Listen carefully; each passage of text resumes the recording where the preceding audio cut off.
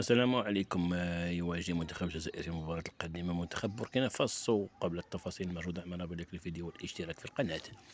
موعد وتوقيت مباراة الجزائر ضد بوركينا فاسو في الجولة الثانية من نهائي كأس الأمم الإفريقية المغرب 2025. الجزائر انتصر على السودان في الجولة الأولى ب3-0. سجل محرز وإبراهيم.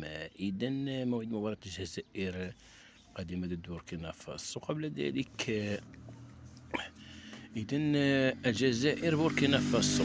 مباراة تجرى الأحد القادم 28 من نوفمبر 2025. تنطلق المباراة في تمام الساعة 6:06 بالتوقيت المغرب والجزائر. الجزائر بوركينا فاسو الجولة التالية من نهائي كأس الأمم الإفريقية 2025. الجزائر يتواجد في الصدارة بثلاثة نقاط، ثانيا بوركينا فاسو بثلاثة نقاط، غينيا ثالثا بصفر نقطة، والسودان رابعا بصفر نقطة. ومن المنتظر نقل المباراة مباشرة على قنوات بي إن سبورت.